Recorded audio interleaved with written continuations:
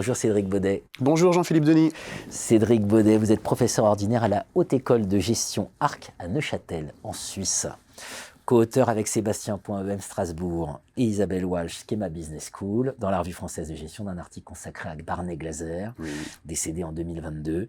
Un article hommage. Voilà. Dans cet article hommage, le point d'entrée, c'est de mesurer l'influence de Glaser sur la communauté francophone. Vous reprenez les supports les mieux référencés et vous démontrez que 20% des articles publiés dans ces supports les mieux référencés citent Glaser. Donc un impact monumental. Oui. Monumental. Alors qu'il était atypique. Alors voilà, c'est là que je voulais vous emmener.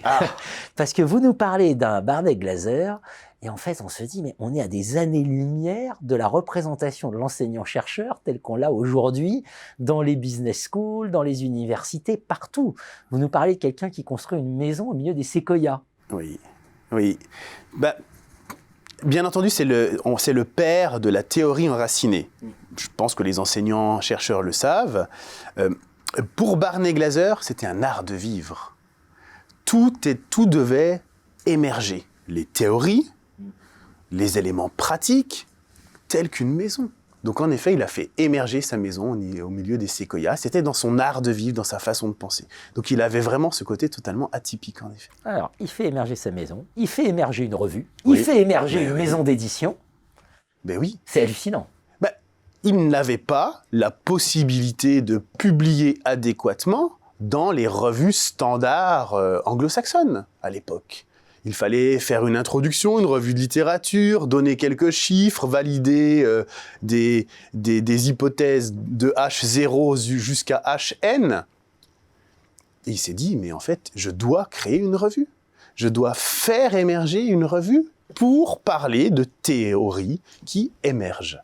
Donc il est allé totalement au bout de sa vision, totalement atypique. Vous savez, il avait dû quitter l'université, Barney Glaser. Donc il a créé son groupe de chercheurs, aussi de professionnels, hein, parce que la théorie enracinée est extrêmement intéressante aussi pour les gens du terrain qui observent des données et qui ont envie d'en faire quelque chose.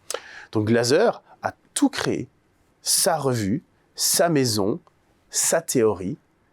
Il est allé au bout de son rêve, en fait. Il est allé au bout de son rêve. Quel exemple à méditer à l'heure d'un tel conformisme dans la production scientifique, quand même.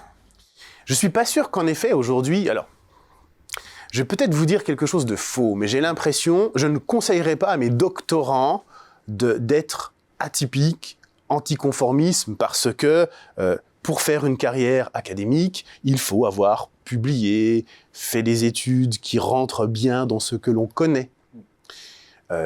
Il a fait preuve de courage, Glaser.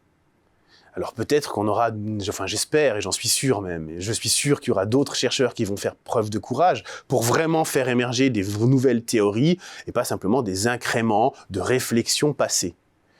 Donc je peux encourager les jeunes chercheurs tout en les rendant attentifs au fait qu'on est évalué en France, beaucoup sur le nombre de publications, à l'international. En Suisse aussi. Alors, vous disiez que j'étais en Suisse, on est évalué sur le nombre de publications, aussi sur l'argent qu'on ramène à nos institutions. Donc il y a l'ensemble de ces éléments que l'on doit considérer.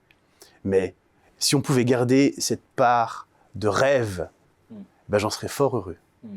Un art de vivre, un art de chercher, un art de trouver autrement, et un enseignement majeur, c'est que c'est quand même le prix de l'impact. Ouais. C'est le prix de l'impact, c'est que celui qui a marqué les esprits, c'est Glaser, qui avait quitté l'université. 20%. 20%. 20% des papiers. Donc on voit qu'il a eu un impact majeur, alors même qu'il était sorti du système. Extraordinaire, à méditer par toutes nos institutions, à l'heure où elles n'ont tout en tête que l'impact, justement. Exactement. Merci beaucoup, Cédric Baudet. Merci Jean-Philippe Denis.